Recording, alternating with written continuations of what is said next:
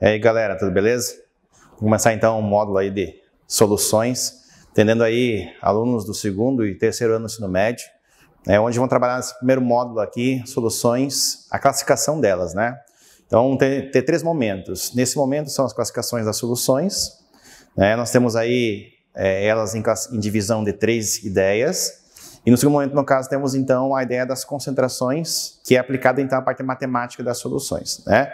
Nesse momento, então, a gente vai trabalhar as soluções em três momentos, como falei para vocês, onde elas se dividem em ideias. Primeiro, o que é soluções? São misturas, né, homogêneas de duas ou mais fases, né, ou de duas ou mais substâncias, como se diz assim. Elas podem se dividir em algumas ideias interessantes, como, por exemplo, a ideia da mistura do soluto e o solvente, né? Usa-se como solvente, então, ideia universal, a água, né? E se caso for algum soluto que envolva, né, uma solubilização derivada do petróleo, então o solvente então, atua aí como, né, interação meio apolar, né? Nisso, então, nós temos aqui a ideia da menor e da maior proporção, onde então o soluto para nós sempre é a menor quantidade, né, que vai definir então a força dessa solução, e o solvente então é que vai acabar diluindo ou interagindo para que forme então a ideia da solução, né? Em geral, como eu falei antes para vocês, já é a água, né? Mas se caso nós tenhamos aí algo derivado de um soluto, derivado do petróleo, não pode interagir com água, e sim algum solvente então derivado do petróleo, né? Com isso então, exemplos de algumas soluções, temos açúcares, né, misturados em água, ar, ele é uma ideia de solução, por exemplo, água com gás, o gás carbônico ele interage lá meio líquido, né? E ligas metálicas aí no modo geral, como por exemplo aço, que é uma liga de ferro e carbono, né? Na sequência então nós temos aqui algumas ideias então como se forma uma solução, como são classificadas, né? Há uma substância A interagindo com uma substância B, ao misturarem-se as duas, né, forma então a solução com a mistura A e B, né? Nessa interação aí temos sempre que entender primeiramente o soluto, de que parte que ele é, iônico ou molecular, né? Então a disseminação do soluto no solvente ocorre da forma espontânea, né? Ou seja, alguns fatores vão influenciar, que eu vou falar aqui a pouquinho, sobre essa questão de interação espontânea, tá? Classificação das soluções. Primeiro critério, vamos classificar então as soluções como elas são definidas por aí, né? Sólida, liga metálica, né? Líquida, solução aquosa então, por exemplo, sacarose mais água mineral, né? Exemplo que a gente usa muito no nosso cotidiano aí fora, né? E esses casos, questão da pandemia agora, nós temos a solução, né, de soro fisiológico, né, onde nós temos uma porcentagem de sal misturado com meio líquido água, né? Soluções gasosas como ar atmosférico, né, isento de partículas sólidas. Um exemplo de solução gasosa misturada em meio líquido seria então, antes, como eu falei para vocês, bebida gaseificada, água com gás, água com refrigerante, cervejas, etc, etc, né? Segundo critério, de acordo com a natureza do soluto, né, a solução molecular, as partículas então do soluto são moleculares. Então, tipo assim, antes eu falei para vocês, depende do soluto. Qual soluto que é?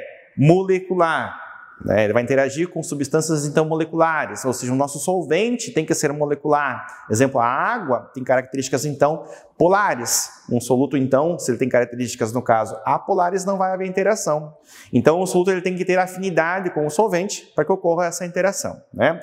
Solução iônica, então depende da natureza do soluto aqui, né? A solução iônica então é mais fácil ocorrer a interação, porém alguns compostos iônicos eles não interagem em nosso meio, né? Tem que observar então, sempre a natureza do composto iônico, se ele vai interagir ou não.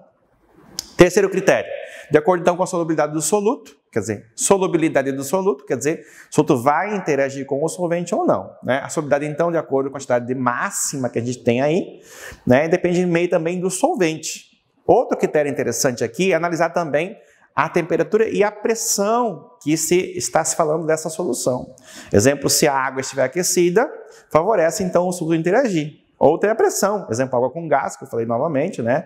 Água com gás é um fator que dentro da garrafinha, antes de ser aberta, ela está em equilíbrio. Ao abrir, automaticamente, né, todo o gás ele interage com o meio líquido, né? Exemplo, então, como a gente falava antes, cloreto de potássio, a 20 graus, uma temperatura, 34 gramas do sal em 100 gramas de água. Os 100 gramas de água, praticamente aqui, a gente usa como padrão, né, de interação. Então, 34 gramas de cloreto de potássio, que é o KCl, vão interagir em 100 gramas de água. Isso quer dizer que 34 gramas de cloreto de potássio seria o soluto nosso que está interagindo, então, a 100 gramas de água, que seria o nosso solvente, a 20 graus. Se eu aumentar essa temperatura, automaticamente eu vou aumentar a solubilização desse cloreto de potássio, que é o nosso soluto. Se eu diminuo a temperatura, por exemplo, água refrigerada, ou a solução sendo refrigerada, vai diminuir a minha solubilização. Tá? Nisso nós classificamos então 3 ideias de soluções. As soluções podem ser então saturadas, insaturadas e as supersaturadas. O que define essa classificação de saturação, insaturação, supersaturação? Depende muito do nosso coeficiente de solubilidade. Então, quando a quantidade de soluto dissolvida for então especificada na solubilidade, ou seja, nós temos uma quantidade de soluto mínima para interagir no meio de um solvente mínimo. Tá? Ou seja, é determinado de forma experimental se essa solução, no caso, vai interagir ou não. Então, na solução saturada, o mínimo de soluto vai interagir em meio solvente. Já na solução insaturada, nós temos o quê? Quando a quantidade de soluto dissolvida for inferior, tá, à quantidade de água que nós temos. Ou seja, seria então menor. Então, dizemos assim que a solução saturada ela estaria em equilíbrio no meio aí, né? E a solução insaturada estaria abaixo desse equilíbrio. Ou seja, seria o meio das 3 soluções, das 3 classificações. Então, a solução saturada estaria no meio, a insaturada estaria abaixo, e a supersaturada seria, então, acima, ou seja, seria aquela onde nós teríamos um excesso, né, de soluto no fundo da solução, misturado com o solvente, ou seja, seria aquele excesso onde, aqui nós temos 6 gramas, 2 gramas a mais de cloreto de potássio, não interagiriam, então, né, ou seja, iriam dissolver-se no meio, então, do solvente, que seria, então, a água, né? Trata-se, então, de uma solução saturada com corpo de fundo, ou seja, é aquele que sobra, tem um excesso, no caso aqui, de cloreto de potássio, né? Ou seja, ele é a solução supersaturada, ela é uma solução saturada, porém com excesso, né? Então, nós temos, assim, a nossa ideia inicial da classificação das 3 soluções seria a saturada no meio, a insaturada abaixo e a supersaturada acima, né, no caso do soluto, que estaria então numa mediana aí. Tá? Temperatura. O que a temperatura vai influenciar? Falei em algumas ideias. A temperatura, se nós aquecermos o sistema, exemplo, 50 graus, nós estamos favorecendo, né, o soluto interagir no meio solvente. Se eu resfrio, eu favoreço mais a solução supersaturada para que ocorra, então, lá no meio, então, líquido, ou seja, mais formação de corpo de fundo. Se eu tenho um equilíbrio de temperatura aqui térmico, automaticamente, né, isso não vai influenciar nem para mais, nem para menos. Ou seja, depende muito daquele soluto em meio solvente, ocorrer a interação ou não, né? Então, veja só, 20 graus, olha só, falei para vocês, resfriado, formou corpo de fundo. 50 graus, toda a solução ela interagiu, né? Seria um exemplo simples assim de nós analisarmos, seria você abrir um refrigerante, né, e deixar esse refrigerante não consumir tudo ele, mas sobrou um pouco. Em vez de você guardar ele na geladeira, deixar ele fora, todo o gás ele vai se dissipar, vai se perder. Se você pôr na geladeira, ele vai se conservar por 1, 2, 3 dias aí, mais às vezes, bem fechado, né, a garrafa, o recipiente, tá? Onde nós temos, então, né, nenhuma perda de gás ou parcialmente o gás ele é perdido. Né? Então, assim, diz assim, a 50 graus conseguimos dissolver 40 gramas de cloreto de potássio em 100 gramas de água. Como estão, então, dissolvidos 36 gramas, é uma solução, então, insaturada, ou seja, a temperatura me favoreceu que o meu soluto interagisse no meio solvente. Né? Vejam só que a temperatura novamente em outro esquema. A solução A, a solução B. 50 graus, pela cor, dá para ver que é um vermelho mais intenso, pela cor dá para ver que é um vermelho menos intenso. Consequência, que essa cor, então, favorece então, que o soluto forme a solução, então, supersaturada aqui, ou seja, com corpo de fundo. Né? Então, é interessante que em nosso cotidiano nós temos muitas relações assim. Né? Ou seja, você preparar, por exemplo, algo com água aquecida. Exemplo, preparar um café com água quente. O café ele é sólido, com água quente ele vai se dissolver mais rápido. Né? Se eu preparar um café com água fria, eu vou ter que agitar mais o sistema para que todo o café ele interaja com o meio então líquido. Não é isso? Então aqui tem um exemplo clássico, né, nessa imagem, onde temos então uma solução diluída, pouco soluto, né, vai sobrar, ou quase não vai sobrar no meio solvente. Uma solução concentrada, mais soluto em relação ao solvente. Uma solução saturada, máximo de soluto em relação ao solvente em uma determinada temperatura. E uma solução supersaturada, excesso de soluto em uma determinada temperatura, e a mistura fica então estável, podendo ou não sobrar, no caso, o corpo de fundo lá, que é o excesso de soluto, né, em meio solvente.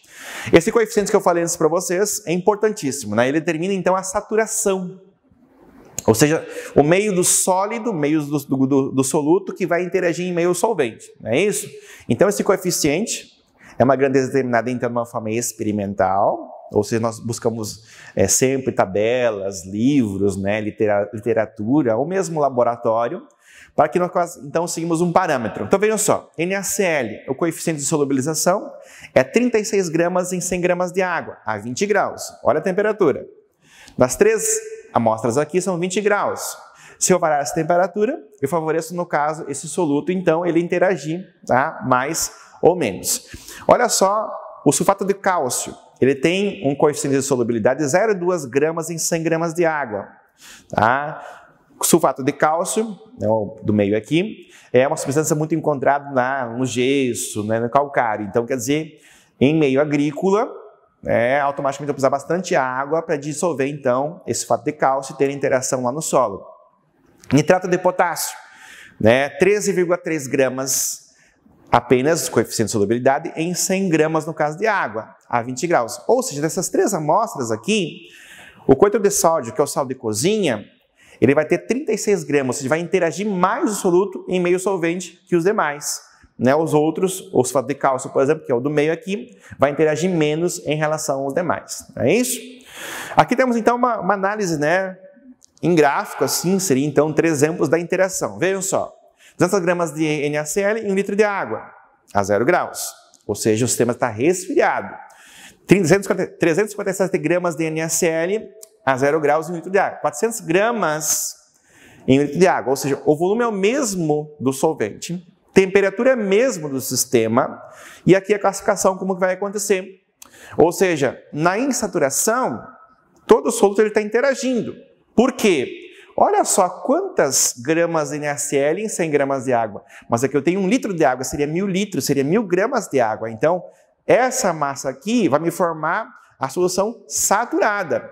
E se eu adicionar acima disso, que é o caso de 400 gramas aqui, eu vou ter um excesso, no caso aqui, que é a solução supersaturada, ou seja, que seria o limite de saturação, né, de todo o sal em meio líquido a essa temperatura aqui no sistema de resfriamento. Tá? Então, as soluções supersaturadas são preparadas aquecendo uma solução, que apresenta então um corpo de fundo, até o total então da solução de todo o soluto presente. Após a mesma sofre então um lento resfriamento até a temperatura então de referência 20 graus, o que possibilita então excesso desse coeficiente, né? Por isso que algumas soluções são muito instáveis, tá? Depende da agitação mecânica, eu tenho que agitar o sistema, exemplo, vou preparar lá um leite com chocolate em pó, tem que agitar bastante o sistema, né? Se esse leite está a temperatura ambiente ou resfriado. Se esse leite estiver aquecido, eu misturar com leite em pó, eu facilito, no caso, né, a agitação, ou seja, não preciso quase agitar, vai interagir todo o pó de chocolate, então, quer dizer, vai ter interação. Então, com isso que acontece? Se o sistema ele está resfriado, ele favorece, né, praticamente a minha supersaturação do sistema aí. Não é isso? Então, aqui, germes são alguns cristais que formam no fundo dessa solução quando está em excesso ou ultrapasso, né, a saturação do sistema. Com isso, então, o que acontece? Olha só a temperatura e a solubilização. Para muitos sólidos, que são muito solutos, né, a temperatura favorece muito, né, a solubilização. Porém, ao mesmo tempo que favorece, se eu sofrer um rápido resfriamento, ele vai formar, então, a precipitação, ou seja, aquele corpo de fundo que é a supersaturação. Então, esse efeito varia de substância para substância, tá? Para a substância, então, gasosa, o fenômeno é oposto, pois aumenta a temperatura, diminui a solubilidade, é o que eu falei antes para vocês, né? Se eu colocar uma água com gás na geladeira, ou um refrigerante aberto lá na geladeira, eu vou favorecer a diminuição da temperatura, favorecendo, no caso, que ocorra a não solubilização daquele gás para a atmosfera.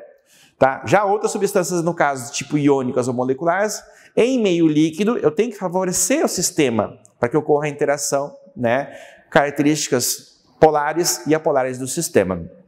Por esse motivo, então, devemos, né, conservar um refrigerante, então, após a bebida, qualquer bebida gasificada, né, que tenha ação do gás carbônico aqui. Não é isso? Alguns gráficos são interessantes para entender essa ideia da saturação, supersaturação e aí da insaturação. Vejam só as curvas de solubilidade. Analisando o gráfico aqui, na vertical, nós temos a massa de água, que ela vai aumentando de baixo para cima. Nós vamos com o parâmetro 100, no caso, gramas de água aqui. E aqui, no caso, a temperatura. Então, veja que conforme eu aumento a temperatura do sistema aqui na horizontal, eu aumento, no caso, a minha solubilização do sistema, né, em análise. Então, veja, aqui foi analisado, no caso, o nitrato de potássio em 100 gramas de água e conforme, no caso, foi se aumentando a temperatura, né, aumentou também-se o volume de água, então, e ocorreu mais a solubilização do sistema, né. Diversas curvas podem aparecer. Aqui nesse diagrama nós temos, então, umas outras amostras que podem estar aí, né, em nosso comportamento. Então, o comportamento normal seria essas curvas em inclinação ascendente, né, em azul. E em descendência, no caso, seria, então, um comportamento anormal. Então, varia de substância para substância, depende muito também do coeficiente em ser analisado. Então, para isso existem tabelas para você consultar.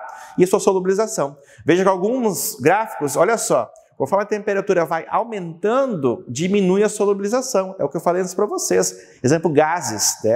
Alguns gases que são solutos, conforme aumenta a temperatura, diminui a minha solubilização, ou seja, essa inclinação da curva vem mais para o eixo da vertical aqui. Não é isso? Então aqui temos um outro exemplo clássico, né? Onde algumas substâncias são postas a amostras, né? Nitrato de potássio, cromato de potássio, cloreto de sódio, né? Sulfato de césio. Então o sulfato de césio, praticamente, olha só, ele permaneceu a 20 gramas de água, praticamente, o seu coeficiente permaneceu a temperatura até 80 graus. Tá? Então, com isso, o que acontece? Se eu analisar mais gráficos, mais substâncias, depende, no caso, a temperatura do sistema, ele vai variar, então, aí da amostragem. Né? E com isso, então, temos outras soluções em amostragens, podem observar no material de vocês também. Esse é um gráfico semelhante, né? Curvas que podem influenciar conforme, no caso, a temperatura e conforme, então, a massa que a gente tem aqui. É isso aí, galera. Espero que tenha serviu bem essa explicação sobre classificação das soluções, né? Dica para vocês, interpretem lá os gráficos do material de vocês, qualquer dúvida, tô aí.